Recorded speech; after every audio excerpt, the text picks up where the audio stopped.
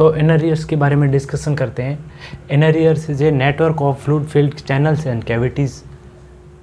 इसके अंदर फ्लूइड और कैविटीज़ पाई जाती है। इसमें आयन होते हैं, पाए जाते हैं, सोडियम और पोटेशियम का कॉम्बिनेशन होता है।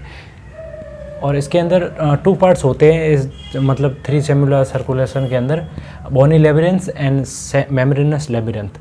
बोनी पार्ट जो आउटर ईयर्स है, ये पोस्टीरियर सेमी सर्कुलर कैनाल का पोस्टीरियर जो है ना आउटर ईयर पार्ट्स है, इसके अंदर इसको बोलते हैं बोनी लेबिरिंथ। और इसके जो अंदर की ओर है जो पाया जाता है, मतलब जो अंदर की ओर फ्लूइड भरा रहता है, उसको बोलते हैं membranous labyrinth. Membranous labyrinth is enclosed by bony labyrinth. कहने का मतलब है membranous labyrinth is enclosed bony labyrinth, मतलब जो मेम्ब्रेनस लेबिरिंथ जो फ्लूइड है वो मतलब बोनी लेबिरिंथ के अंदर की साइड ही होता है। इनर ईयर्स के 3 पार्ट्स होते हैं। पहला होता है 3 सेमी सर्कुलर कैनाल्स और वेस्टिबुलर ओटोलिथ ऑर्गन्स, और तीसरा होता है कोकिलिया। 3 सेमी सर्कुलर कैनाल्स के अंदर इसका ये पोस्टीरियर सेमी सर्कुलर कैनाल्स, ये एंटीरियर सेमी सर्कुलर कैनाल्स, और ये होता है लेटरल सेमी सर्कुलर कैनाल्स। ये सेमी सर्कुलर कैनाल्स ये क्या करती है, हमारे हेड के मूवमेंट को मेंटेन रखती है। जैसे हमारे हेड के मूवमेंट को पोस्टीरियर, लेटरल या एंटीरियर मूवमेंट को मेंटेन और बैलेंस बनाए रखती है।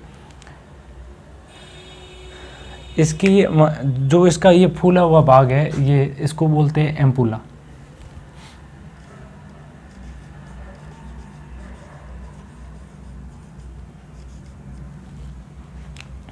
एम्पुला और इसके अंदर मतलब क्रिस्टा, इसके बाद में क्रिस्टा में एयर सेल्स पाई जाती हैं, क्रिस्टा भी बोलते हैं। इसके अंदर एयर सेल्स पाई जाती हैं जो हमारे बैलेंस बनाए रखती है।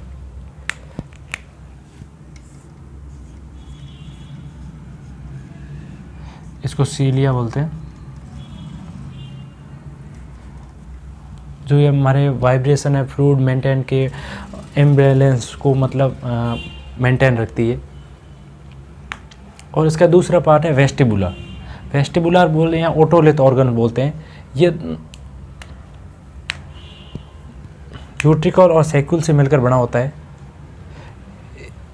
और सेमी सर्कुलर और वेस्टिबुलर दोनों को मिला के वेस्टिबुलर एपरेटस कहते हैं, क्योंकि ये हमारे पोस्चर और बैलेंस को बनाए रखते हैं दोनों ही।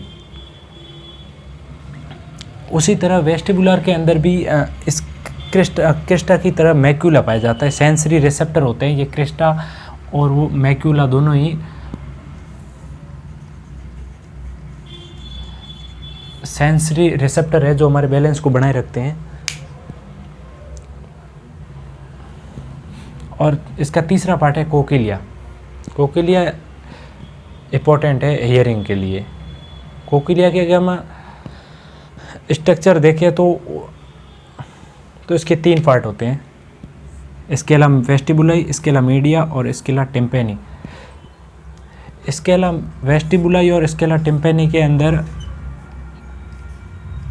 पेरिलिम्फ भरा होता है, पेरिलिम्फ फ्लूइड भरा होता है, और स्केला मीडिया के अंदर एंडोलिम्फ भरा होता है।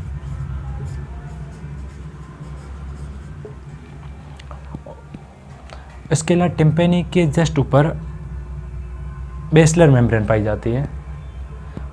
बेसलर मेम्ब्रेन के ऊपर कुछ हेयर सेल्स पाई जाती है जिसे ऑर्गन ऑफ कोटाइज कहते हैं।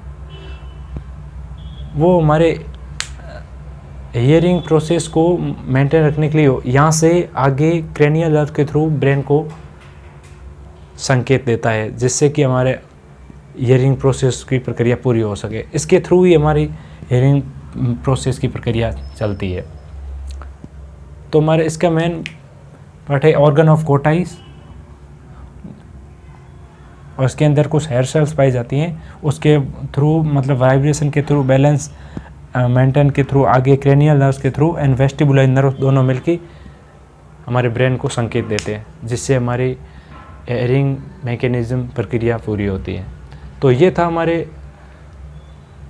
ईयर की एनाटॉमी, जिसके अंदर हमने एक्सटर्नल ईयर, मिडल ईयर्स और इनर ईयर्स तीनों को पढ़ लिया।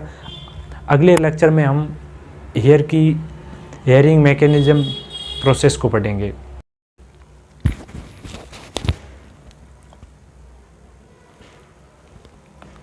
तो ईयर की एनाटॉमी पढ़ने के बाद हम mechanism of physiology of hearing या मैकेनिज्म ऑफ ईयरिंग इसको समझते हैं। तो इससे डिस्कस करने से पहले अब एनाटॉमी पूरी पढ़ ली है, उसके 3 पार्ट्स पढ़ लिए हैं, उसके 3 मेन रीज़न पढ़ लिए। तो उसके बेसिस पर हम ये वो पहले पढ़े हुए इसके आधार पर पूरा समझ में आ जाना चाहिए। तो कोई sound wave produce the vibration, तो कोई भी साउंड हमारा जो एक्सटर्नल ईयर है वो हमारे साउंड को मतलब जैसे कलेक्ट करके हमारे ईयर कैनाल्स की और आगे की ओर मूव करता है। तो साउंड वेव प्रोड्यूस वाइब्रेशन, वहाँ से आगे मूव करने पर हमारे जो ईयर ड्रम्स है उसमें वाइब्रेशन होता है। Sound wave produce vibration and auricles collect a concentrated wave send to auditory canals, वहाँ से साउंड को कलेक्ट करके हमारे ऑडिटरी कैनाल्स की ओर आगे की ओर मूव करवाता है। जैसे ईयर बाहरी पार्ट है एक्सटर्नल ईयर का पिन्ना, जो साउंड को कलेक्ट करके आगे ईयर कैनाल्स की ओर मूव करवाता है। उससे जैसे ईयर ड्रम में वाइब्रेशन होता है और उसके आधार पर टिम्पैनिक मेम्ब्रेन वाइब्रेट होती है या ईयर ड्रम्स वाइब्रेट होती है। उसके वाइब्रेशन से vibration transmit to middle ear causing ossicles to vibrate. Vibration होता है जिससे वो ट्रांसमिट आगे की और मिडल ईयर की और ऑसिकल्स की ओर वाइब्रेट करती है। ऑसिकल्स हमारे वो अंदर ऑसिकल्स के 3 पार्ट्स हैं या 3 बोन्स पाई जाती हैं, जो मेलियस, इनकस और stapes.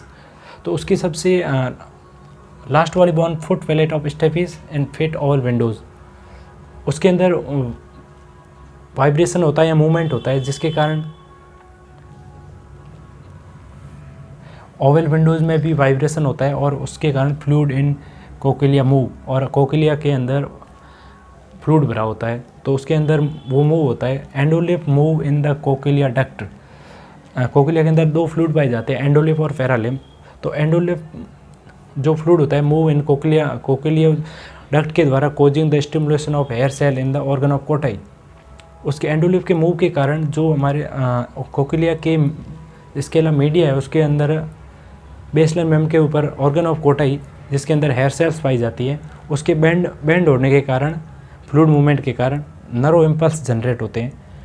Nerve impulse generate and pass cochlear portion of vestibular nerve, वहाँ से नर्व इम्पल्स जनरेट होके कोकिलियर नर्व के through cranial nerve, eighth cranial nerve and vestibular nerve के through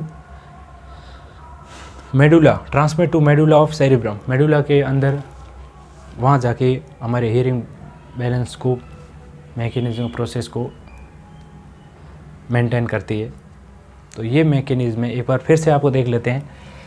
sound wave produce vibration and उसके बाद auricles collect and concentrate wave send to auditory canals and tympanic membrane vibrate, और उसके vibrate होने से vibration of transmit to middle ears की ओर vibration जाता है। And last foot plate of stapes and fit oval windows के अंदर वाइब्रेशन होता है and fluid in cochlea move, और ओवल विंडोज़ के वाइब्रेशन के कारण फ्लूइड इन कोकिलिया के अंदर इनबैलेंस होता है एंड वाइब्रेशन होता है एंड और उसी के कारण endolymph and move in the cochlea duct and nerve impulse generate and pass to cochlear portion of vestibular nerve और ट्रांसमिट टू मेडुला सेरिब्रम। तो एक बार आप देख लीजिए और समझ में आ जाएगा। Thank you.